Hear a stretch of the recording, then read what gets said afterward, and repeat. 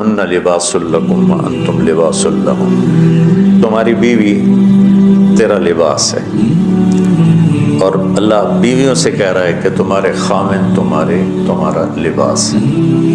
جتنا لباس خوبصورت ہوتا ہے اتنا انسان پرکشش ہو جاتا ہے۔ جتنا آپ اپنے لباس کی حفاظت دیں، بیوی کی حفاظت کرو گے، بیوی خامن کی حفاظت کرے گی، یہ رشتہ پرکشش ہو جائے گا، خوبصورت ہو جائے گا۔ اس میں ایک بات رہ گئی تھی، وہ ہے نساؤکم حرث لکم، یہ اسی میں آتا ہے لیکن تھوڑا سا آگے جا کے آتا ہے، تو اس دن بعد وَإِذَا سَأَلَكَ عِبَادِي میں چلی گئی۔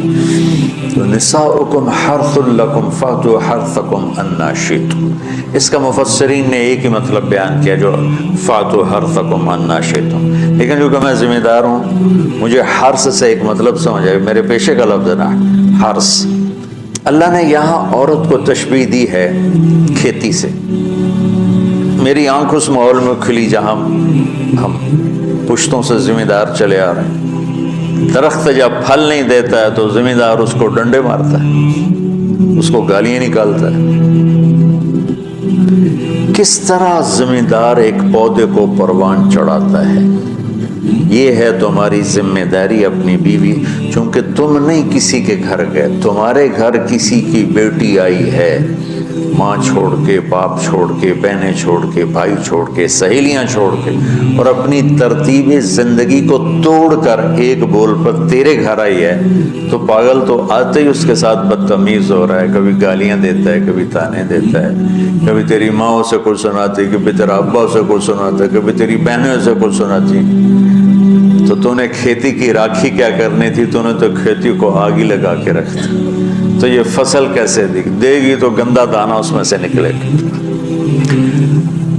تو عورت کو اللہ تعالیٰ نے زمین سے تشبیہ دی، اور اس سے آنے والی اولاد کو کھیتی سے اللہ تعالیٰ نے تشبیہ دی، اور زمین سے کھیتی لینے کا ایک طریقہ ہے، ہل چلتا ہے، زمین نرم کی جاتی ہے، پانی لگتا ہے، پھر اسے اور نرم کیا جاتا ہے، پھر جڑی بوٹیوں کو صاف کیا جاتا ہے، اسے تیار کیا جاتا ہے، پھر اس میں دوبارہ ہل چلا کے بیج لگایا جاتا ہے، پھر اس بیج کی راکھی کی جاتی ہے، حفاظت کی جاتی ہے۔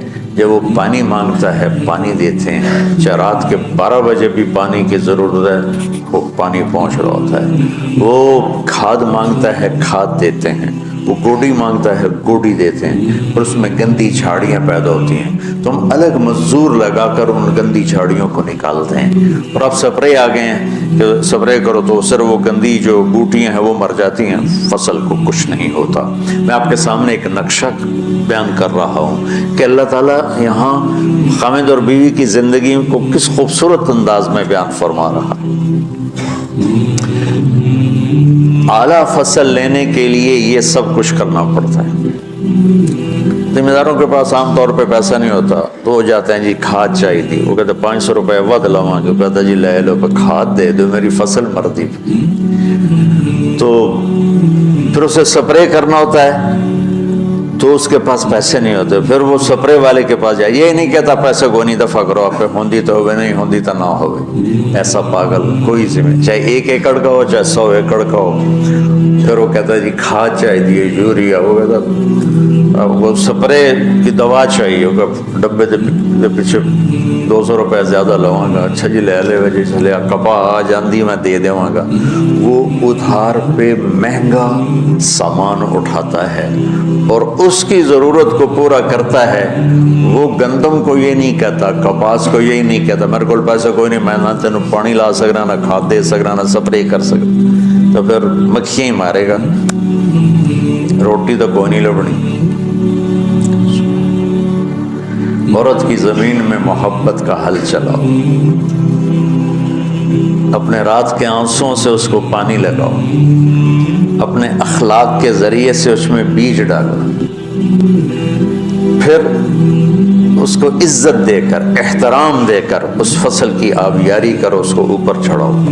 اس میں جو گندی جھاڑیاں ہو گئی، کبھی یہ ادھر سے گندا آئے گا، کبھی ادھر سے گندگی آئے گی، کبھی ساس کی طرف سے، کبھی سسر کی طرف سے، کبھی بہنوں کی طرف سے، کبھی لڑکی کے ماں باپ کی طرف۔ بعض لڑکی کے ماں باپ ایسے بے وقوف ہوتے ہیں کہ اپنی بیٹیوں کا گھر اجاڑ دیتے ہیں، شادی کرنے کے بعد بھی بیٹی کو اپنے حکم پر چلانے کی کوشش کرتے ہیں، تو خاوند کہاں برداشت کرتا ہے؟ شادی کے بعد بیوی پر ماں کا حق نہیں ہے، باپ کا حق نہیں ہونے کا مطلب ہے کہ پہلے اب خاوند کا حق ہے، پھر ماں باپ کا حق ہے۔ ماں کچھ کہے، خاوند کچھ کہے، تو اسے خاوند کی اطاعت کرنی ہے، ماں کی نہیں، ماں کی نہیں۔ لیکن کچھ والدین ایسے ہیں جو اپنے بیٹیوں کو برباد کر دیتے ہیں، پیچھے سے ڈوریں ہلا ہلا ہلا۔ ایسے کیسز چھوڑے ہیں۔ زیادہ جو مسئلہ ہے وہ سسرالی مسئلہ ہے، تو اس میں وہ جو گندی جھاڑیاں پیدا ہوتی ہیں نا، ان کو وہ سلیقے سے نکالتا رہے، نکالتا رہے، نکالتا رہے، نکالتا رہے، اور اس کی حفاظت کرتا رہے۔ یہ جو آموں کا باغ لگتا ہے نا، تو چھوٹا ہوتا ہے، جب سردیاں آتی ہیں تو اس کو ہم کور کر دیتے ہیں سارے، پہلے اس کے اوپر چونے کا سپرے کرتے ہیں، چونے کا، کہ اس کے پتوں کے اوپر ایک تہ جم جائے، اور اس کے تنے پر بھی چونا لگاتے ہیں تاکہ ٹھنڈک اندر نہ جائے، پھر اس کو یوں کور کر دیتے ہیں کہ اندر سردی نہ جائے۔ اتنی حفاظت ایک چھوٹے سے پودے کی جاتی ہے، تب جا کر وہ پروان چڑھتا ہے۔ اور سب سے بڑا پودا انسان ہے، اور سب سے قیمتی دھرتی ماں ہے، اور سب سے قیمتی رشتہ خاوند اور بیوی ہے۔ اور آج کے خاوند بیوی کو ماں کی گالیاں نکال رہے، بہنوں کی گالیاں نکال رہے، جیسے وہ خرید کے کسی لونڈی کو خرید کے لیں۔ کسی کی بیٹی ہے تو کھیتی، تم لوگ دورے والے اب جا رہے ہو، تمہاری شادیاں ہو گئی، تو اللہ کے واسطے بچوں بدتمیز نہ بننا اپنی بیویوں کے ساتھ، یاد رکھنا میری باتوں کو۔ وہ جو گیت تم نے سنا نہیں میری عمر بھر کا ریاض تھا، میرے درد کی تھی وہ داستاں جسے تم ہنسی میں اڑا گئے۔ کہیں ایسا نہ کر دینا میری باتوں کو۔ اگر اپنی زندگی کو خوبصورت دیکھنا چاہتے ہو، عالی شان دیکھنا چاہتے ہو، اپنے اخلاق اچھے کر لو۔ چونکہ بیوی کی بات ہو رہی، ورنہ ہر رشتے میں اسی کی ضرورت۔ ماں کا رشتہ ہے، محبت دینی پڑے گی، باپ کا رشتہ ہے، محبت دینی پڑے گی، بہنوں کا رشتہ ہے، بھائیوں کا رشتہ ہے، اولاد کا رشتہ ہے۔ اگر اولاد پر ہی ڈنڈے برساؤ، گھر سے کرائے گا نہ تبلیغ کرائے گا۔ یہ لاکھوں مثالیں میرے سامنے۔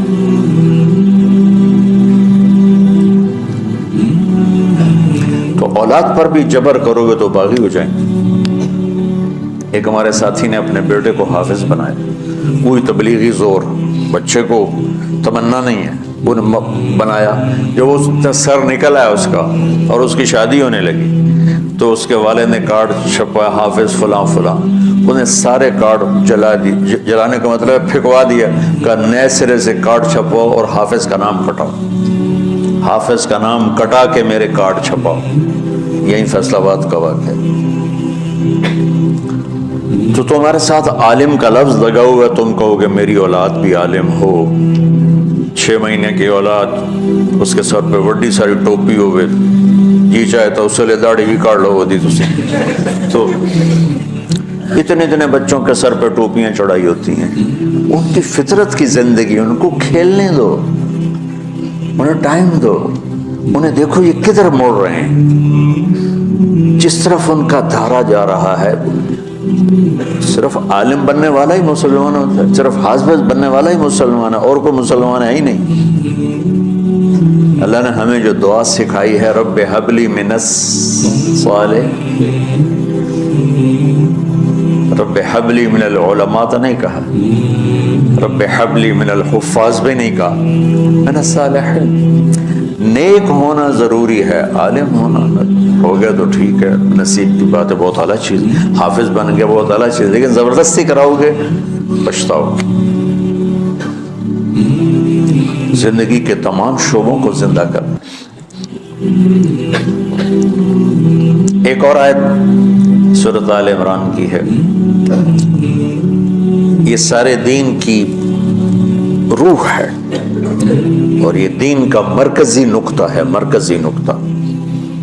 جیسے گاڑی ہوتی ہے نا، اس کا بیلنس کیا جاتا ہے تو پھر وہ صحیح چلتی ہے۔ اس کا ایک نقطہ ہوتا ہے، اس پر آ کر چاروں ٹائروں کو ایک جیسے زاویے پر جمع کرنا ہوتا ہے، پھر وہ صحیح چلتی ہے۔ اگر وہ بیلنس آؤٹ ہو جائے تو سوزوکی ہو یا لینڈ کروزر ہو، وہ سیدھی نہیں چلے گی، کبھی یوں ہو جائے گی، کبھی یوں ہو جائے گی، کبھی یوں، وہ خود بھی تھکے گی اور مسافر کو بھی تھکائے گی۔ تو ہر چیز کا سینٹر پوائنٹ جب صحیح ہوتا ہے تو وہ چیز صحیح چلتی ہے۔ اسلام کا جو مرکزی نقطہ اور پوائنٹ ہے وہ نرمی ہے، شدت نہیں، وہ نرمی ہے، وہ عبادات اور باقی ساری چیزیں اپنی اپنی جگہ پر، لیکن ان سب کو جوڑنے والی جو چیز ہے وہ نرمی ہے۔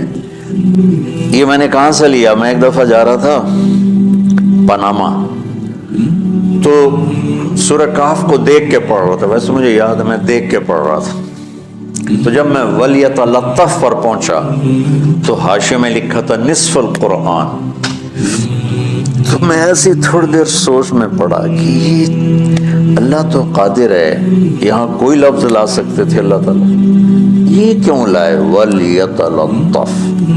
حد سے زیادہ نرمی کا معاملہ کرنا۔ وہ جو روٹی لینے میں گیا ترکی میں، ترسوس ایک جگہ ہے جہاں اردن والے بھی دعویٰ کرتے ہیں کہ یہاں تھے اصحاب کہف، میں نے وہ بھی دیکھا ہے، اور ترکی والے بھی کہتے ہیں میں نے وہ بھی دیکھا ہے۔ تو ترکی والا قرآن کی تعبیر سے زیادہ جوڑ کھاتا ہے، اردن والا جوڑ نہیں کھاتا ہے۔ اس کا وَلْيَتَلَطَّفْ، اے بھائی کوئی بھاؤ تاؤ کے چکر میں نہ پڑنا، بڑی نرمی سے پیار محبت سے روٹی لے کے آجا، بھوک لگی۔ اور صیغہ مبالغے کا ہے، تلطف، تفاعل، مبالغہ اور تکلف۔ تو تمہارے اندر اگر سختی ہے پھر بھی تم با تکلف نرمی کرو، تمہارے اندر شدت ہے پھر بھی اپنے اوپر نرمی طاری کرو۔ تو یہاں سے مجھے یہ بات سمجھ میں آئی کہ پوری شریعت کا سینٹر پوائنٹ قرآن ہے، اور قرآن کا سینٹر پوائنٹ نرمی ہے، وَلْيَتَلَطَّفْ۔ اب ہمارے ڈانٹ ڈپٹ کو بزرگی سمجھا جاتا، ڈانٹ ڈپٹ کو تربیت سمجھا جاتا، استاد شاگرد کو ڈانٹ رہے ہیں، پیر مریدوں کو ڈانٹ رہے ہیں، امیر مامور کو ڈانٹ رہے ہیں، والدین اولاد کو ڈانٹ رہے ہیں، اور میرا اللہ کہہ رہا ہے نرمی۔ اب آیت سنو، یہ بات سمجھ میں آ گئی؟ اب آیت سنو، اللہ تعالیٰ فرما رہا ہے اپنے محبوب سے،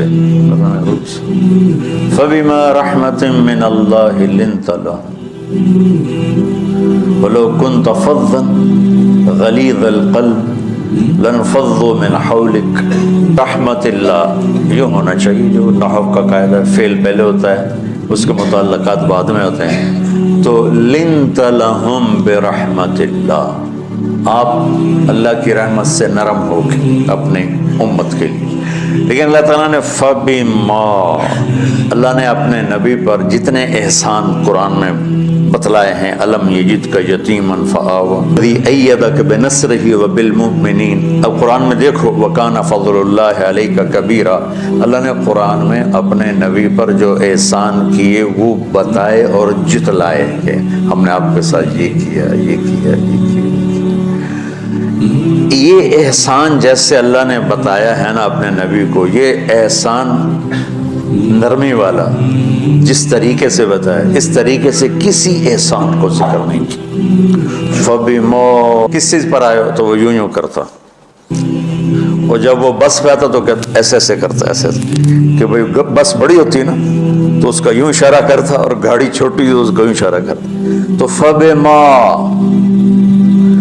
یہ جو فَبِمَا رحمہ ہے نا، یہ زمین آسمان سے بھی باہر نکل گیا ہے، اور مشرق و مغرب سے پار ہو گئے، شمال جنوب سے پار ہوگا، فوق تحت سے پار ہو گیا ہے۔ اللہ تعالیٰ فرما رہے ہیں میرے محبوب میری اتنی بڑی رحمت آپ پر آئی جس کو آپ کے رب کے سوا کوئی نہیں جانتا، اور پھر آپ نرم ہو گئے، نرم ہو گئے۔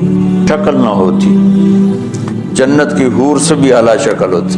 وَلَوْ كَانَ الْعُنْفُ خَلْقًا لَمَا رَأَى النَّاسُ خَلْقًا أَبْغَضَ مِنْهُ. اور اگر بد اخلاقی کی، سخت مزاجی کی کوئی شکل ہوتی تو شیطان سے بھی زیادہ خوفناک ہوتی. امام اسماعیل رحمۃ اللہ علیہ بڑے علامہ گزرے ہیں اور قرآن کی بڑی خدمت کی ہے لغت کے لحاظ سے. تھے انتہائی بدصورت، کوڑا سیاہ اور حبشی ٹائپ. کہنے لگے زندگی میں کبھی دھوکہ نہیں کھایا سوائے ایک دفعہ ایک لڑکی نے مجھے ایسا بیوقوف بنایا کہ میرے 14 طبق روشن کر دیے. کہ میں جا رہا تھا تو ایک خوبصورت لڑکی نے مجھے مسکرا کے اشارہ کیا. بھائی کوئی میرے اوپر بھی عاشق ہے تو میں اس کے پیچھے چل پڑا. وہ آگے آگے میں پیچھے پیچھے، وہ آگے آگے میں پیچھے پیچھے. بازاروں میں چلتے چلتے ایک مصور کی دکان پہ پہنچے تو اس نے مصور سے یوں اشارہ کیا اور آگے چلی گئی. وہ آگے چلی گئی تو میں حیران ہو گیا. میں نے کہا بھائی یہ کیا چکر ہے؟ کہا جی یہ بچی کل میرے پاس آئی تھی کہ مجھے شیطان کی فوٹو بنا کے دو.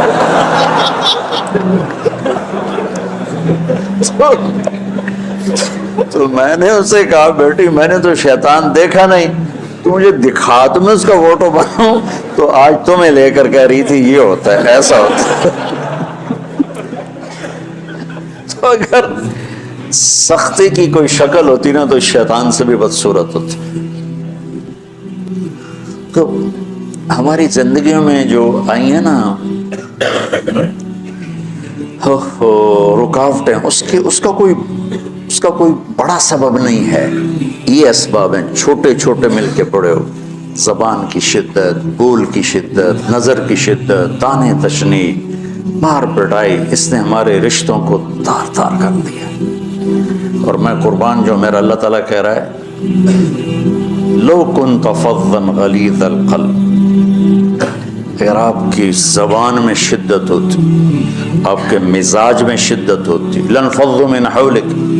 انفضوا کا مطلب بتایا تھا نا کل پرسوں، بھگدڑ مچ جانا، پیچھے مڑ کے نہ دیکھنا. معلم محمد مصطفیٰ جیسے ہوں صلی اللہ علیہ وسلم اور طلبہ اصحاب رسول جیسے ہوں.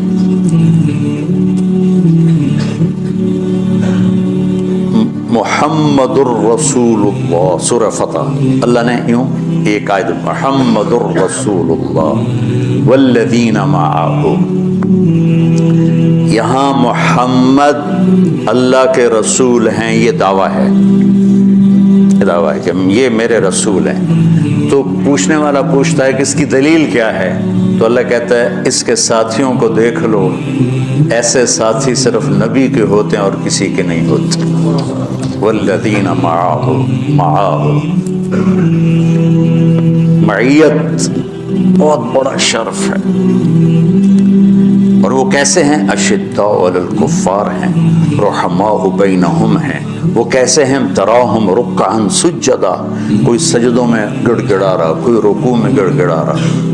اور اخلاص ایک باریک چیز ہے جس کو موت سے پہلے ہم دعویٰ نہیں کر سکتے کہ میں جو کچھ کر رہا ہوں اخلاص سے کر رہا ہوں.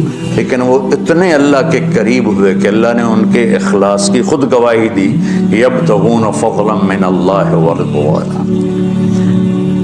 میں صرف قرآن سے صحابہ کو بتا رہا ہوں. تتجافى جنوبهم عن المضاجع يدعون ربهم خوفا وطمعا. میرے نبی کے ساتھ چلنے والے صحابہ کیسے ہیں؟ راتوں کو اٹھ اٹھ کے روتے ہیں، بستروں سے جدا رہتے ہیں. کیسے ہیں؟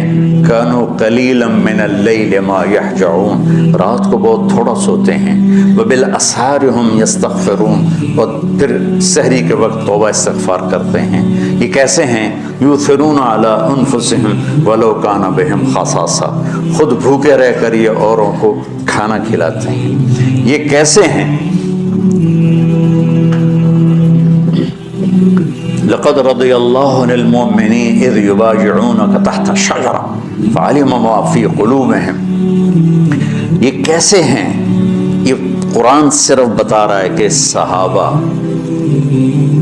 آخری بات درجہ بندی کی، لا یستوی منکم من انفق من قبل الفتح وقاتل. میرے محبوب آپ کے صحابہ کی دو ہیں جماعتیں، ایک وہ ہیں جو فتح مکہ سے پہلے ایمان لائے، اور ایک وہ ہیں جو فتح مکہ اور اس سے آخر تک ایمان لائے۔ یہ جو بعد والے ہیں نا، یہ پہلے والوں کے برابر نہیں ہو سکتے، اللہ نے فرق مراتب رکھا ہے۔ اتنے بڑے مقام کے لوگ، لفظ کیا آ رہا ہے؟ لن فضوا من حولی، یہ آپ کو چھوڑ کے بھاگ جاتے۔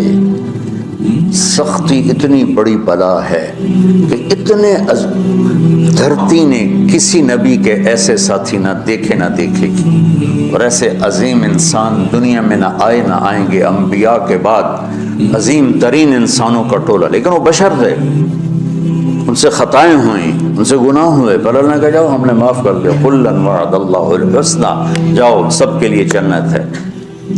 تو میرا اللہ کہہ رہا ہے میرے محبوب، اور اب تھوڑے سے احادیث سے سن لو۔ آپ نے کہا ابو بکر جنتی، عمر جنتی، عثمان جنتی، علی جنتی، طلحہ جنتی، زبیر جنتی، سعد بن ابی وقاص جنتی، عبد الرحمن بن عوف جنتی، ابو عبیدہ بن جراح جنتی، سعید بن زید جنتی، بلال جب جنت میں جاتا ہوں تیرے پاؤں کی آہٹ اپنے آگے آگے سنتا ہوں۔ جس نے جنتی عورت کو دیکھنا ہو ام رومان کو دیکھ لی، بڑا مناقب صحابہ اٹھا کے دیکھو۔ میرا ایک امتی آئے گا جنت کے دروازوں پر تو 8 دروازے کھل کے کہیں گے مرحبا، ادھر آ جائیں، ادھر۔ سلمان فارسی ایسے ہوئے، یا رسول اللہ کون ہے یہ؟ صاحب نے کہا یہ بیٹھا ہے ابو بکر، اس کو جنت کے 8 دروازے پکاریں گے۔ عمر ایک محل دیکھا بہت عالیشان، میں سمجھا میرا ہے۔ جب جانے لگا تو فرشتے نے کہا آپ کے غلام عمر بن خطاب کا ہے۔ عثمان جنت میں ہر نبی کا رفیق ہے، میرا رفیق تو ہے۔ پھر حضرت علی کا ہاتھ پکڑ کے کرتے یہاں لگا لیا، علی تو بھی خوش ہو جا، جنت میں تیرا گھر میرے گھر کے سامنے ہے۔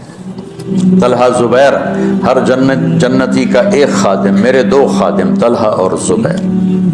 تو اس ایک لائن لگی پڑی ہے، اور میرا اللہ کہہ رہا ہے میرے محبوب اگر آپ کے مزاج میں شدت ہوتی تو ایسے عظیم الشان لوگ آپ کو چھوڑ کے بھاگ جاتے۔